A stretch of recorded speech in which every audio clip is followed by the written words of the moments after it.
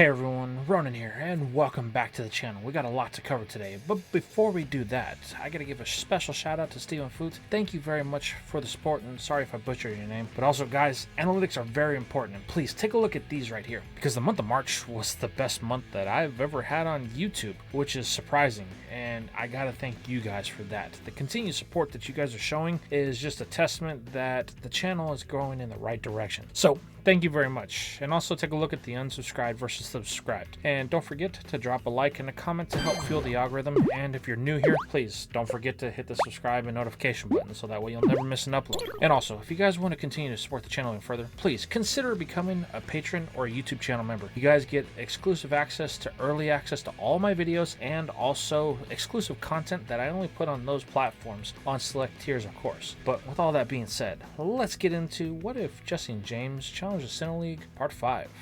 I hope you enjoy.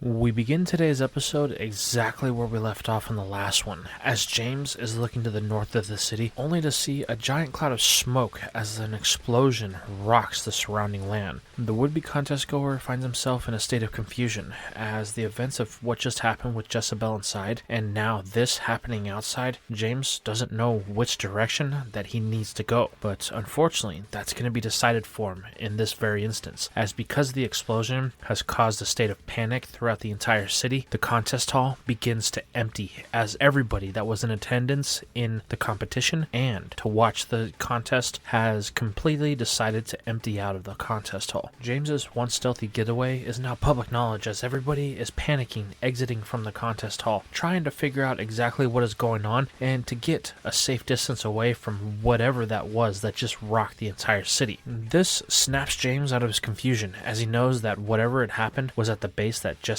and Meowth was at. And the third member of Team Rocket knows that he needs to get to wherever they are to provide any type of assistance that he can. Looking down at Berloom, he tells the grass type that they need to move. However, James is going to be stopped dead in his tracks when he looks straight ahead, only to see Jessabel out of the contest hall, searching for her long-lost love. This immediately causes James to panic as he needs to get around her. But unfortunately, the redhead has kind of a homing beacon on James, as she's able to easily spot him within the crowd of frantic ongoers. This puts James in a precarious position, with his only option being to run the opposite direction that he was going to be heading, as he doesn't want to lead her to Jessi and Meowth, as well as he needs to get away, and unfortunately, the only means of escape he has is to head west away from the contest hall. But unfortunately, Jessabel is hot on James's tail, as she's able to easily keep up with the man, keeping a short distance between the two. This forces James to use some evasive tactics, as he releases Carnivine from its Pokeball. The man then asks the grass type for its help, as both Carnivine and Berloom use the cover of the foliage and the trees that exist in Eterna City to get James off of the ground and into their canopies. This allows them to easily move without being detected, and much faster as well, considering the trees are all connected. But unfortunately, this is going to have a negative side effect, as James gave the command to both Carnivine and Berloom to keep moving. They cannot stop for whatever reason. So the two grass types did exactly as their trainer had instructed them, and they kept moving and moving and moving until, unfortunately, they found themselves inside of Eterna Forest, and night was on the horizon before they finally stopped at the cries of their trainer. But unfortunately, it's too late. The city is now overrun with the local police force, and Jessabel is sure to be there as well. She's not going to leave any stone unturned to get her James back. The purple-haired man is going to be forced to figure out another solution, at least for lodgings for the time being.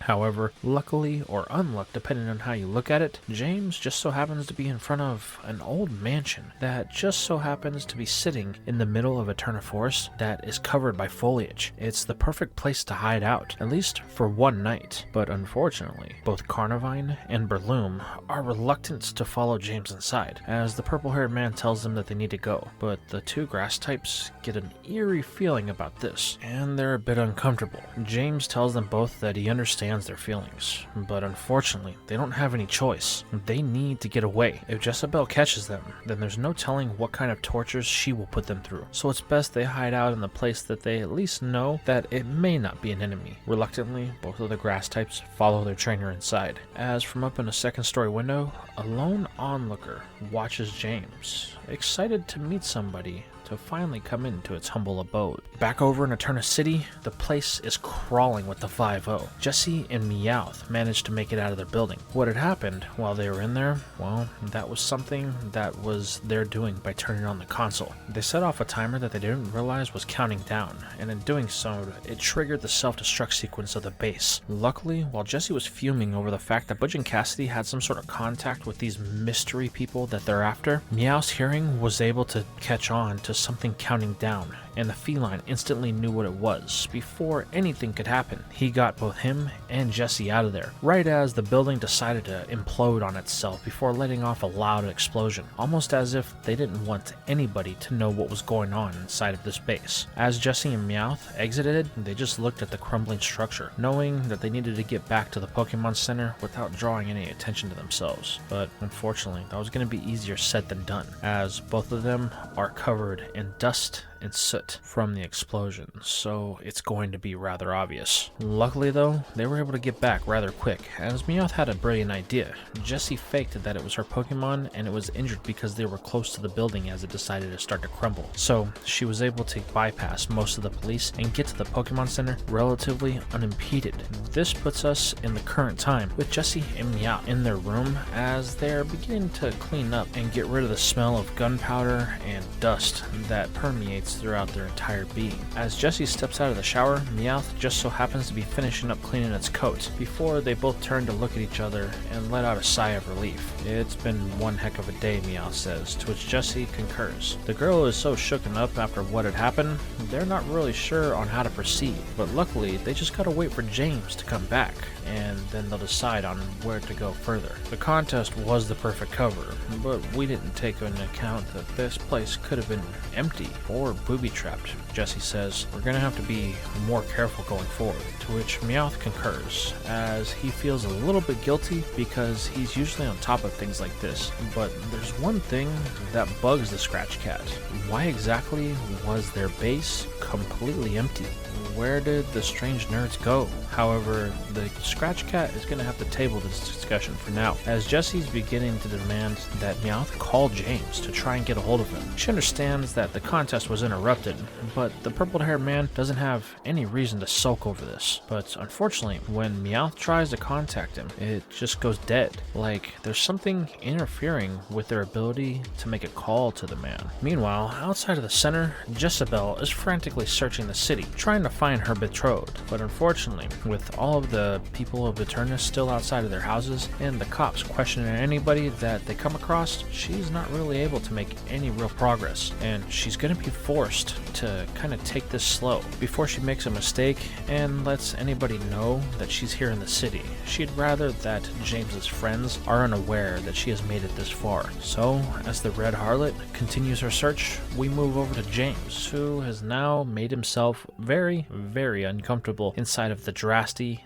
dim, and dingy house that is buried deep within the Eternal Woods. The purple-haired man and his two Pokemon have made themselves at home on the second floor in one of the rooms that still has all of its windows intact, and James, using his ability to light a fire after all the times that he roughed it Team Rocket out in the wilderness, starts one in the stone-cobbled fireplace that's inside of the room to try and get some heat. He tells the two grass types that he appreciates all of their help today, and they're just gonna kind of hang out until they're able to get back to Eterna City and fill Jessi and Meowth in on what's happening. This is where Breloom and Carnivine's stomachs begin to grumble, to which James's stomach grumbles as well. But unfortunately, he wasn't prepared for a night of roughing it, and the only thing that he has with him is one small can of Pokemon food that he happily splits between the two Pokemon, as they're gonna need their energy just in case anything tries to attack them throughout the night. At first, the two grass types are reluctant to take it, but after James's assistance, they do, splitting evenly down the center. It seems that Breloom and Carnivine have become fast friends, as they're both grass types and they share a common interest in James himself. They both adore the purple-haired man for how he treats them. He always puts them before anybody else. He does it with all of his Pokemon, which is something that it's hard to find when you're a member of Team Rocket, especially from what Breloom remembers from when it spent its time with Butch. As the two finish up what's left of the Pokemon food, James tells them to get snuggled up, as they're going to need to stay close together so that way they can stay warm, and hopefully they can just sleep throughout the night and make it go by quick. But unfortunately, as the three settle in, there's going to be an onlooker from the shadows that they're all unaware of at the current time. This brings us back to the Pokemon Center. It's late at night and James has yet to return. Jessi and Meowth have both been waiting up for the purple-haired man, unsure of where he's at, but there's been no sign of him. However, there is one person that there has been a sign of, but Jessi and Meowth haven't seen her as of yet. Jessabel is still out within the streets of Eterna City, trying to find her beloved, but to no avail. She's even gone as far as to show his picture to the local police, trying to get any type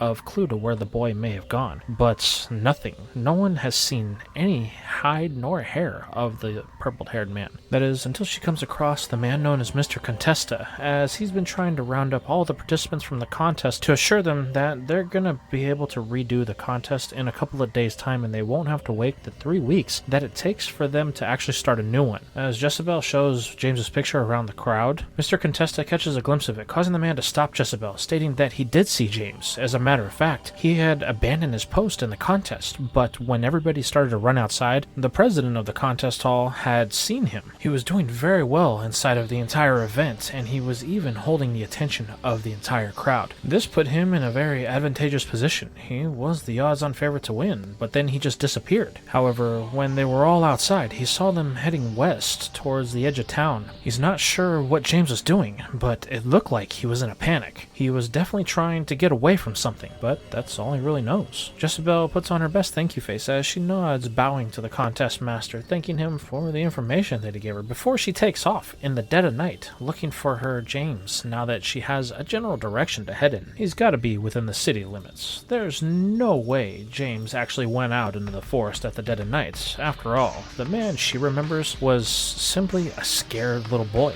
Nothing more. This brings us full circle back to James, as he, Carnivine, and Breloom are fast asleep in their small, cozy little room that they had built for themselves. However, this isn't going to remain for long, as the trio are quickly awoken by an eerie presence. James quickly gets up and looks around the room, but the fire is dim and he can barely see anything in front of his face. Luckily, though, there is a bit of a reflection coming off a mirror, to which James quickly finds himself in front of. However, what he sees back isn't going to be something that he's too happy for, as in the mirror there is a dastardly smile with a shocking personality that's giving James the chills. This immediately causes James to begin to freak out. He doesn't know what is going on here, but he knows it's something that he doesn't want to be part of, and he immediately bolts from the room with both Breloom and Carnivine in tail. However, they're not alone, as that dastardly smile is following them with bits of sparks and ethereal energy in its trail. This causes James to freak out even more as he begins to tear through the house, trying to find any place to hide from this thing. But just as he goes through one door and closes it behind him, through the wall, this ethereal presence bursts. This immediately causes James to think that this might be a ghost-type Pokemon, and he just so happens to have the perfect Pokemon for the job. As he declares, "Dusclops, go!" Sending in his ghost-type, he immediately tells the one-eyed monster to look around the room, see if it can spot anything that might be a ghost-type Pokemon. Dusclops is able to quickly fulfill this task, as it locks on to the ethereal energy of the invisible object that's chasing them. However, that doesn't mean that it's not going to get a zap for intruding the personal space of this little trickster, as the ghost type begins to writhe with what seems to be a paralysis due to it being struck by a rather strong electric type attack. This immediately causes James to wince, but this is only going to be for a brief moment, as the cackling of this little Pokemon gets louder and louder and louder until it can no longer hold its invisible form, as it's laughing so hard, and it quickly makes itself revealed. This catches James' attention, as what he thought was going to be a huge ethereal presence is a small little Pokemon that's shaped like a lightning bolt. James isn't quite sure on what this thing is, so he pulls out his Pokédex, to which it immediately registers this as a Rotom, explaining to James that it likes to inhabit electrical devices, to which he gets a first-hand experience That's when Rotom sees the Pokédex and decides to possess it for a brief time, causing James to drop it as it shocks him briefly. But on the screen, a little smiley face appears as the Rotom begins to cackle to itself, a bit happy with what it just did, feeling like it got James back for sending in Dusclops. However, this doesn't make up for the fact that James's ghost type is rather agitated with the situation, and it aims to take a little bit of revenge as it fires a Shadow Punch at the phone that causes some damage to Rotom, forcing it to escape the electrical device before rising up in the air and trying to puff up its chest and try to intimidate Dusclops the best it can. However, this has no effect, because even at its bulkiest, Rotom is merely just a small little object that surges with a bit of static electricity. James realizes that it's not really that intimidating. However, Rotom can pick up on this, as it's lost all of the laugh factor that it had because none of the other Pokemon are scared of it. This immediately causes it to frown, as it no longer feels joy like it did before. However, James simply tells it not to be sad. He doesn't understand why it attacked him, but he doesn't want it to be sad. He bears it no harm, and if he wants somebody to play with, then James and his Pokemon will be happy to. It just needed to ask, rather than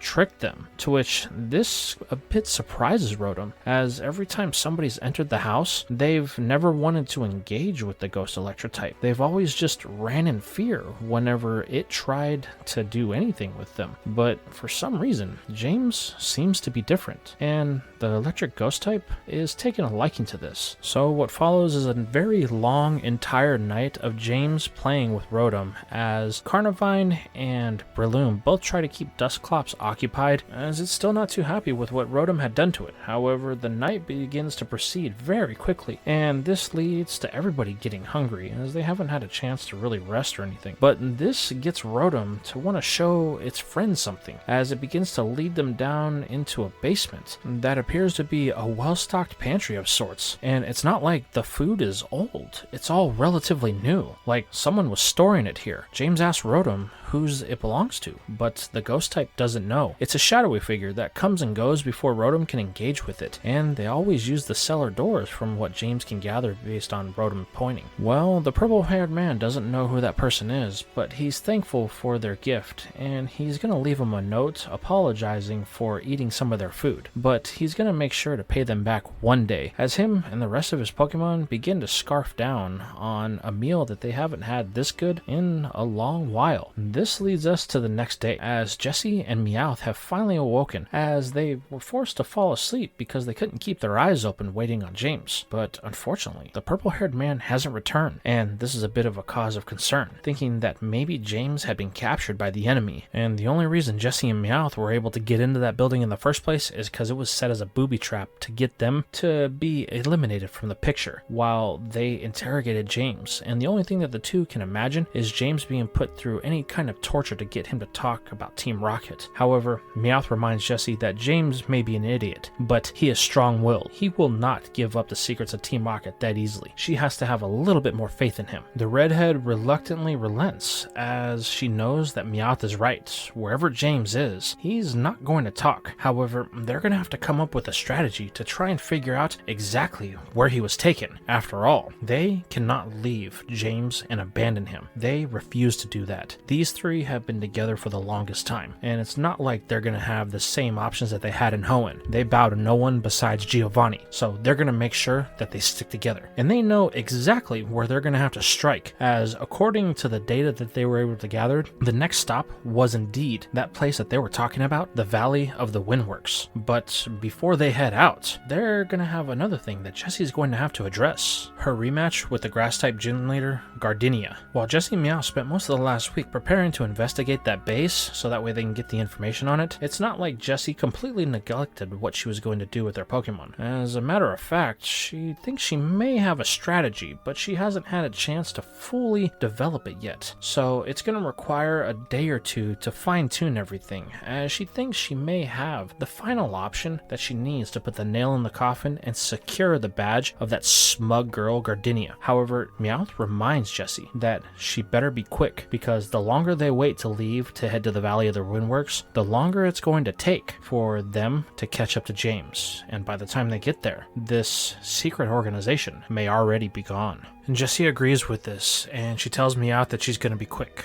So from here, the two decide to turn in for the night to get a good night's sleep, as Jessi's got a lot of work to get started on in the morning. But unfortunately, that's not going to be the exact thing that they're going to get a chance to do, as throughout the night, Jessi's Pokédex is going off left and right. That is trying to get a hold of them, and at first Jessi is so groggy that she ignores it, but unfortunately she can no longer take the excessive buzzing of her Pokédex, so she decides to answer it, only to be met with Matori. Boss Rocket's assistant demands to know an update, as Giovanni has inquired about the technology that was stolen from Team Rocket, to which Jessi, at first in her incoherent state, tells her to call back in the morning. She will have a full report ready for her. But when Matori starts to yell at her, that's when Jessi and Meowth both stand at attention, and they realize that they may have just poked a sleeping bear, stating that they have a lead on the group that may be responsible for this technology that Team Rocket is missing, and they're going to head out within a couple of days, once they can confirm this or not. However, Matori demands that they get moving immediately. They don't have time to wait around, but Jessi states that James is missing, and they have a good idea that it may have been the group that took him, to which Matori reiterates that it doesn't matter if one of them is missing. They need to get moving. Their job is simple: to find the group that stole the technology, get it back, and do whatever they can to sabotage the plans of that group before anyone finds out that Team Rocket is active in the region. This immediately gets under Jessi's skin, as she wants to begin to berate Matori, bringing to her attention that Team Rocket is already active in the region, as those two traitors, Butch and Cassidy, have made their way to Sinnoh. But Meowth immediately stops Jessi from making this statement, as it feels that this is privileged information. They haven't confirmed that the two are here in Sinnoh yet, only telling Matori that they will get right on it. They will leave at first light before they disconnect the call. Jessi immediately demands to know why Meowth would stop her from yelling back at Matori. However, the Scratch Cat tells her that something didn't feel right about that call. They might want to hold information that they haven't quite confirmed to themselves yet, as if Butch and Cassidy may not be here in Sinnoh, so it's an ace that they may want to hold in their sleep. While Jessi is upset about the situation, she understands what Meowth is coming from, as it wants to play the long game. But unfortunately, now that they've made contact with Matori, they're not going to be able to get a chance to actually challenge the Eterna Gym. Jessi and Meowth have to get underway to the Valley of the Windworks before they lose any trail that they may have had of this secret organization. This brings us full circle back to that abandoned mansion that's inside of Eterna Forest. It is now daylight, and James is standing just outside of the door, as he and his Pokemon are waving to Rotom, thanking it for all the time that they spent together. But unfortunately, the man is dog-tired, and he wants to get back to his friends. However,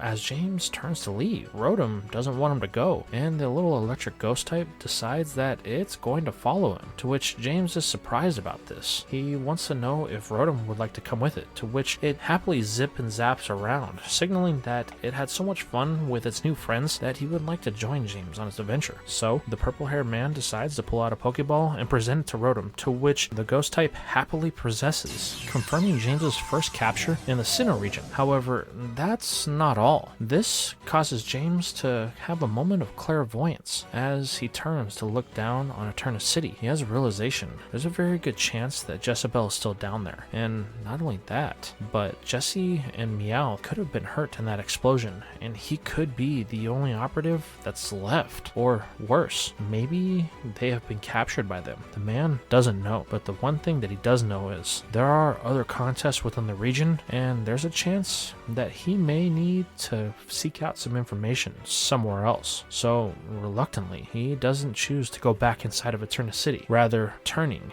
and heading westward in Sinnoh. From his family's time here in Sinnoh, he knows of a city called Jubilife, which is the entire hub of the region. If there's any information that he could find, whether it's good or dirty, he's sure that it will be there. And with that, we're going to end things for this episode. So tell me, how did you feel about that? Did you enjoy the episode up until this point, and how Jessabel is seemingly throwing a wrench in James's plans to challenge the contest? Or how about I've made the split between Jessi and James wanting to challenge two separate parts of Sinnoh, with James being more interested in the contest while Jessi wants to take on the gym challenge? And let's not forget about the whole thing with the fact that Butch and Cassidy may be working working with this secret organization. And how about the fact that James and Jessi have officially split up once again, though this time it was of their own volition, as they each think the other has been captured by the enemy. And what about that conversation with Matori? Yeah, they didn't feel like it was right. Do you think there was something more to it? Let me know your guys' thoughts and comments down below.